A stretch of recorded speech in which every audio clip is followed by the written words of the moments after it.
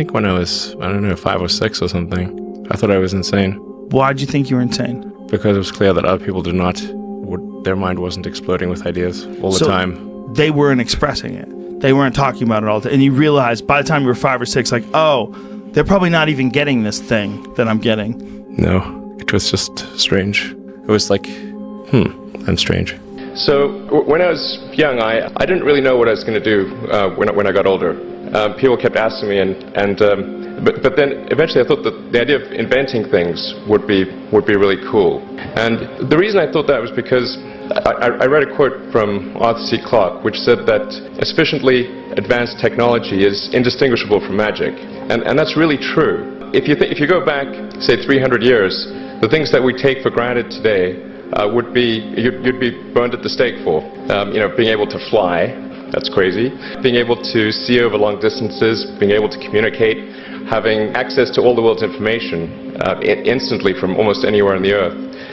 This is stuff that really would be magic, or would be considered magic in times past. In fact, I think it actually goes beyond that, because there are many things that we take for granted today that weren't even imagined in times past. They weren't even in the realm of magic.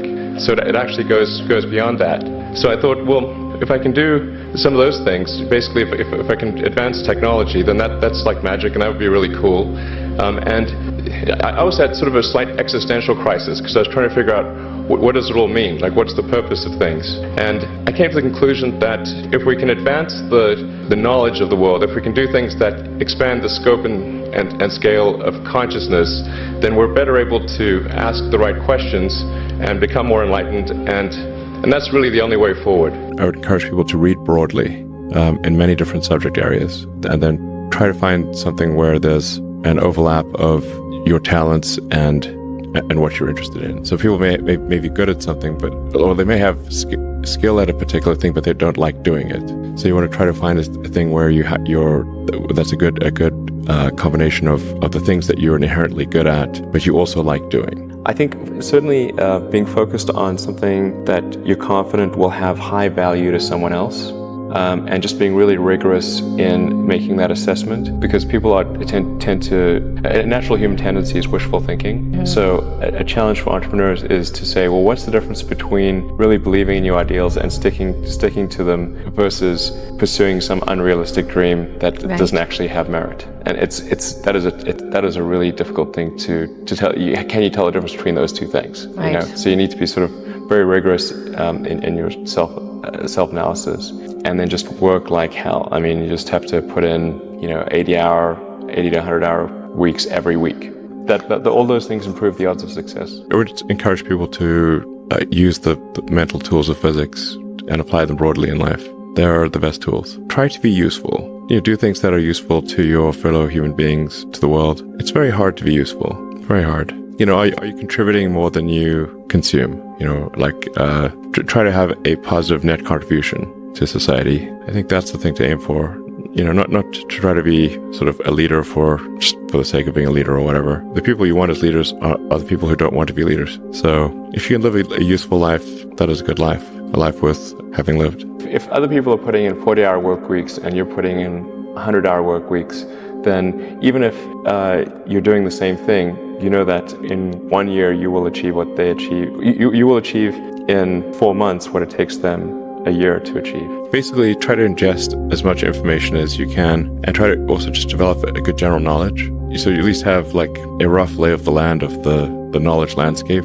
Try to learn a little bit about a lot of things, because you might not know what you're really interested in. How would you know what you're really interested in if you at least aren't doing a peripheral exploration broadly of the knowledge landscape? And you talk to people from different walks of life and different industries and professions and skills and occupations. Just try learn as much as possible. Man's search for meaning. You famously said when you were younger there were 5 problems that you thought were most important for you to work on. Mm-hmm. If you were 22 today, what would the 5 problems that you would think about working on be? Well, first of all, I think if somebody is doing something that is useful to the rest of society, I think that's a good thing. It doesn't have to change the world. If you're doing something that has high value to people, and frankly, even if it's like just a little game or some improvement in photo sharing or something, if it has a small amount of good for a large number of people, I mean, I think that's fine. Like, stuff doesn't need to be changed the world just to be good. But I put a lot of stock and certainly have a lot of respect for someone who puts in an honest day's work to do useful things, and just generally to have like not a zero-sum mindset, or like have more of a grow the pie mindset.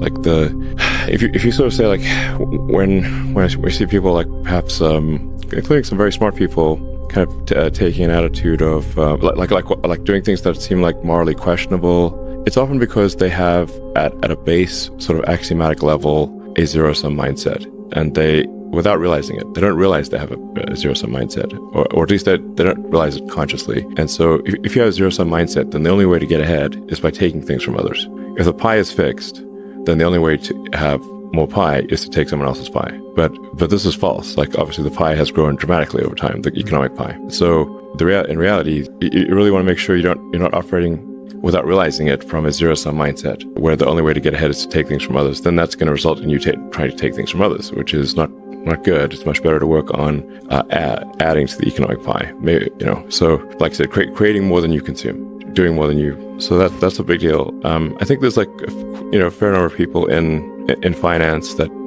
do have a bit of a zero-sum mindset. Take us back to when you really started all of this. Well, that was the summer of '95. I had no money whatsoever. I was working, doing research in Silicon Valley on a completely different subject and trying to start this company at the same time. And when it came time to decide, do I want to do graduate studies or do I want to start this company? And I decided to start the company. I had no money. As a graduate student, I would have received a scholarship and a stipend and so forth. In starting the company, I had nothing. I had no income source. So we found that an office was actually cheaper than an apartment in Silicon Valley. So we got this dinky little office that had a leaky roof. It was just the nastiest place you can imagine. And you lived in it too. And I lived in it too and showered at the YMCA. This lasted for about 3 or 4 months. And the reason we chose this office, in addition to it being really cheap, was that there was an internet service provider on the floor below. So we were able to get really cheap internet access by drilling a hole in the floor and connecting to their server directly. So I think that a lot of times people think like creating a company is going to be fun. I would say it's not. It's really not that fun. I mean, there are periods of fun, and there are periods of where it's just awful. And particularly if you're the CEO of the company, you actually have a distillation of all the worst problems in the company. There's no point in spending your time on things that are going right. So you only spend your time on things that are going wrong. And there are things that are going wrong that other people can't take care of. So you have like the worst. You have a filter for the crappiest problem in the company, the most pernicious and painful problem. So I wouldn't say I think you have to feel quite compelled to do it. And have a fairly high pain threshold. And there's a friend of mine who says like starting a company is like staring into the abyss and eating glass. And there's some truth to that. The staring into the abyss part is that you're going to be constantly facing the extermination of the company. Because most startups fail. It's like 90%, arguably 99% of startups fail. So that's the staring into the abyss part. You're constantly saying, okay, if I don't get this right, the company will die. It's going to be quite stressful. And then the eating glass part is you've got to do the problems. You got to work on the problems that the company needs you to work on, not the problems you want to work on. So that's you end up working on problems that you'd really wish you weren't working on. And so that's the eating glass part. And that goes on for a long time. So I go to sleep, I wake up, I work, go to sleep, wake up, work, do that 7 days a week. I'll have to do that for a while. No choice. And you do 16-hour days, and you work 7 hours a week, and you fly all over the place. And you go to these meetings constantly, and people constantly criticize you for everything. It's amazing to me. I mean, you're changing the world, and you're giving yourself. Why do you do this? So my wife says to me, why are you still working? Why are you still working? What are you doing here? Well, I think what I'm working on has an important effect on the future. In the case of Tesla, I think it's fair to say that Tesla has significantly accelerated the advent of sustainable energy. Before Tesla, no one was doing electric cars, and now, as a result of Tesla, I think almost every major car company in the world is building electric cars, and I think that's a pretty big deal. But there's still a long way to go to transition the world to a sustainable energy economy, and so we still have a lot of work ahead of us at Tesla, but that's our goal there. And then for SpaceX, I think it's important for the the future to be exciting and for humanity's existence to be ensured over the long term, I think we must become a multi-planet species and a spacefaring civilization. I think we're here like 4.5 billion years after Earth got started, 13.8 billion years into the age of the universe, and it's only now, recently, in the last 5,000 years, that we invented writing. I would say date the first civilization by when there was the first writing, which was in ancient Sumeria around 5 or 6,000 years ago. So we've basically just been here for a very brief instant. A blink. All of human civilization is a blink of an eye, if there was an eye, on an evolutionary timescale. So I think it's important we take the actions to ensure that the light of consciousness continues, and because we should really view consciousness as a small candle in a vast darkness, and it could easily go out. If you're creating a company or if you're joining a company, the most important thing is to attract great people. So either join a group that's amazing, that you really respect, or if you're building a company, you've got to gather great people. I mean, all a company is a group of people that have gathered together to create a product or service. And so depending upon how talented and hardworking that group is, and the degree to which they are focused cohesively in a good direction, that will determine the success of the company. You need to work, depending upon how well you want to do, and particularly if you're starting a company, you need to work super hard. So what does super hard mean? When my brother and I were starting our first company, instead of getting an apartment, we just rented a small office and we slept on the couch. And we showered at the YMCA, and we're so hard up we had just one computer. So the website was up during the day, and I was coding at night, 7 days a week, all the time. And I sort of briefly had a girlfriend in that period, and in order to be with me, she had to sleep in the office. So work hard, like every waking hour. That's the thing I would say, particularly if you're starting a company. And I mean, if you do simple math, say like, okay, if somebody else is working 50 hours and you're working 100, you'll get twice as much done in the course of a year as the other company. I'd say focus on signal over noise. A lot of companies get confused. They spend money on things that don't actually make the product better. So, for example, at Tesla, we've never spent any money on advertising. We put all of the money into R&D and manufacturing and design to try to make the car as good as possible. And I think that's the way to go. So for any given company, just keep thinking about, are these efforts that people are expending, are they resulting in a better product or service? And if they're not, stop those efforts. And then the final thing is to sort of don't just follow the trend. You may have heard me say that it's good to think in terms of physics approach or first principles, which is rather than reasoning by analogy, you boil things down to the most fundamental truths you can imagine and you reason up from there. And this is a good way to figure out if something really makes sense or if it's just what everybody else is doing. It's hard to think that way. You can't think that way about everything. It takes a lot of effort, but if you're trying to do something new, it's the best way to think. So it's really a powerful method. So I studied physics and business because I figured in order to do a lot of these things, you need to know how the universe works, and you need to know how the economy works, and you also need to be able to bring a lot of people together to work with you to create something, because it's very difficult to do something as an individual if it's a significant technology. So I originally came out to California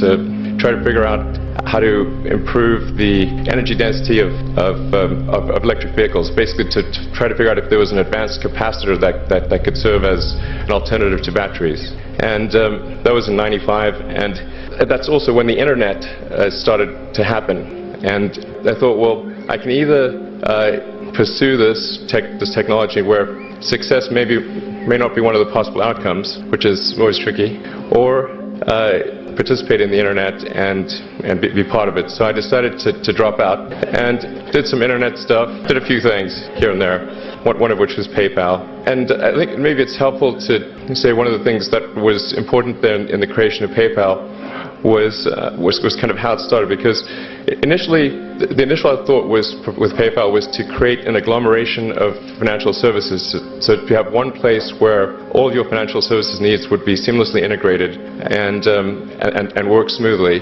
And then we had like a little feature which was to do email payments, and whenever we'd show the system off to someone, we'd show the hard part, which was the agglomeration of financial services, which was quite difficult to put together. Nobody was interested. Then we'd show people email payments, which was actually quite easy, and everybody was interested. So I think it's important to take feedback from your environment. You want to be as closed loop as possible. And so we focused on email payments and really try to make that work, and that's what really got things to take off. But if we hadn't responded to what people said, then we probably would not have been successful. So it's important to look for things like that and focus on them when you see them, and you correct your prior assumptions. And then going from PayPal, I thought, what are some of the other problems that are likely to most affect the future of humanity? It really wasn't from the perspective of what's the rank-ordered best way to make money, which is okay, but it was really what I think is going to most affect the future of humanity. So I think the biggest terrestrial problem we've got is sustainable energy, but the production and consumption of energy in a sustainable manner. If we don't solve that this century, we're in deep trouble. And then the other one being the extension of life beyond Earth to make life multiplanetary. So that's the basis for the latter is the basis for SpaceX, and the former is the basis for Tesla and Solar City. And when I started SpaceX, we learned with each successive flight, and we're able to eventually with the fourth flight in 2008 reach orbit, and that was also with the last bit of money that we had. I was living in the factory in Fremont and the one in Nevada for 3 years straight. That was my primary residence. But for a while there, I was just sleeping under my desk, which is out in the open in the factory, and for an important reason. And it was damn uncomfortable sleeping on that floor. And always, when I woke up, I'd smell like metal dust. I just slept on the floor under my desk. So during shift change, the entire team could see me. And that's important because, the team, if they think the sort of their leader is off somewhere having a good time, drinking Mai Tais on a tropical island, which I could definitely have been doing and would much have preferred to do. I'm not actually a masochist, I think, but the thing is that since the team could see me sleeping on the floor during shift change, just with nothing, they knew I was there. And that made a huge difference. And then they gave it their all. But I think also that life has to be more than simply solving one sad problem after another. There have to be reasons where you wake up in the morning and you're happy to be alive. There have to be reasons that you have to say, why are you excited about the future? Like, what gives you hope? People have told you over and over again that you're wrong. I would say that when it comes to Tesla, when it came to SpaceX, people told you that you were crazy. You were out of your mind. This was never going to happen. This was never going to work. And so what the reason I ask you this, though, is now when people say you're wrong, this isn't right, do you look at that and say, you know what, that's like a red flag for me because, I've been told so often that I'm wrong that I know I know I'm right because I've had that experience? Or are there people in your life when they say, you know what, Elon, this is not right? I think what you're sort of trying to say is that, do I at this point think because I've been right so many times when others have said I'm wrong, that now I have to believe I'm right when in fact I'm wrong? So, look, here's the thing. Physics is unforgiving. Physics is unforgiving. So, I have, these various little sayings that I've come up with, that physics is the law and everything else is a recommendation, in the sense that you can break any law made by humans, but try breaking a law made by physics. That's much more difficult. So if you are wrong and persist in being wrong, the rockets will blow up and the cars will fail. So we're not trying to just figure out what flavor of ice cream is the best flavor of ice cream. If there's 1,000 things that can happen on a rocket flight, and only one of them gets the rocket to orbit. You said, my mind is a storm. I don't think most people would want to be me. They may think they want to be me, but they don't know. They don't understand. What did you mean by that? What your mind being a storm? And I think I have known you for quite some time. I think it is a bit of a storm. Yes. Yeah. In as much as a weather metaphor makes sense, my mind often feels like a very wild storm. I have a fountain of ideas. I have more ideas than I can possibly execute. So I have no shortage of ideas. Innovation is not the problem. Execution is the problem. I've got a million ideas. I've got an entire design for an electric supersonic vertical takeoff jet, but I just can't do that as well. I've had that for 10 years. There's a million things. But is your storm a happy storm? No. It's not a happy storm. No. Tell us about that, because I think that actually when people try to really understand you, I think that there's a lot of this comes from some other place, and I want to talk about that. What do you think that is? You know, I think to some degree I was born this way, and then it was amplified by a difficult childhood, frankly. But I can remember, even in happy moments when I was a kid, that it just feels like there's just a rage of forces in my mind constantly. Now this, productively manifests itself in technology and building things for the most part. So, and I think on balance, the output has been very productive. I think the results, as we discussed earlier with SpaceX, Tesla, PayPal, which is still going today. The first internet company that I started, in fact, the first internet company I started, Zip2, was funded by a New York Times company, Hearst Knight Ridder, and in fact, we wrote some of the software for the New York Times website, and we helped bring online several hundred newspapers that previously were only in print. So, I feel like a lot of productive things have been done, and you can also look at Tesla as being sort of many companies in one. Like our supercharging network is, if the Tesla supercharging network were its own company, it would be a Fortune 500 company by itself. Just the supercharging system. We also make the cells. We build the power electronics and the powertrain from scratch. We have the most innovative structural design, the largest castings ever used. We have the best manufacturing technology at Tesla, better manufacturing technology than companies that have been doing it for 100 years. So these demons of the mind, for the most part, harnessed to productive ends. Like one of the most difficult choices I have ever faced in life was in 2008, and I think I had maybe $30 million left, or $30 or $40 million left in 2008. And I had two choices. I could put it all into one company, and then the other company would definitely die, or split it between the two companies. But if I split it between the two companies, then both might die. And when you put your blood, sweat, and tears into creating something, or building something, it's like a child. And so it's like, which one am I going to let one starve to death? I couldn't bring myself to do it, so I split the money between the two. Fortunately, thank goodness, they both came through. Well, there's a ton of failures along the way, that's for sure. Like I said, as I said, for SpaceX, the first 3 launches failed, and we're just barely able to scrape together enough parts and money to do the 4th launch. If that 4th launch had failed, we would have been dead. So multiple failures along the way. I tried very hard to get the right expertise in for SpaceX. I tried hard to find a great chief engineer for the rocket, but the good chief engineers wouldn't join, and the bad ones, well, there was no point in hiring them. So I ended up being chief engineer of the rocket.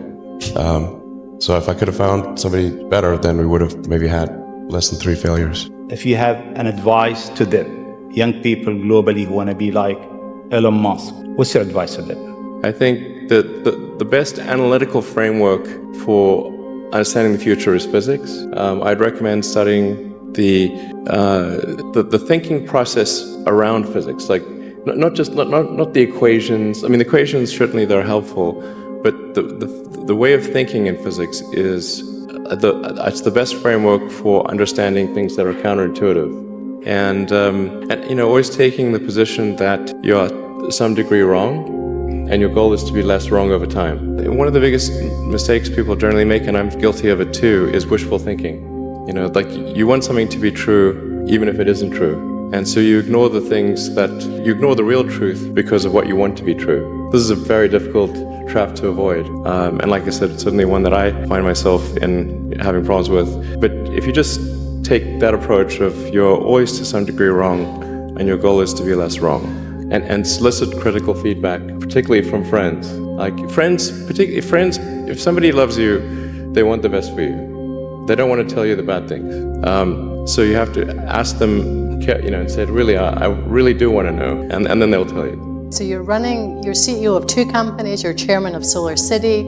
Talk about time management. How on earth do you do this? Well, do you get any sleep?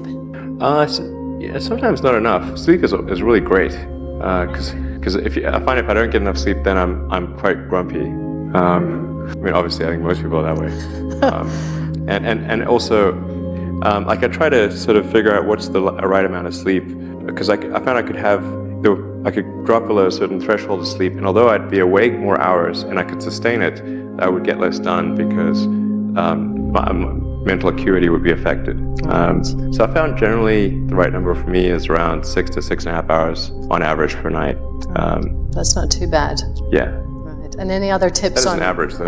right? Any other tips on just managing to run two companies simultaneously? I mean, do you find? I mean, I know you're up here Monday, Tuesday. Is it all Tesla when you're up in Silicon Valley, and all SpaceX Wednesday, Thursday? Having a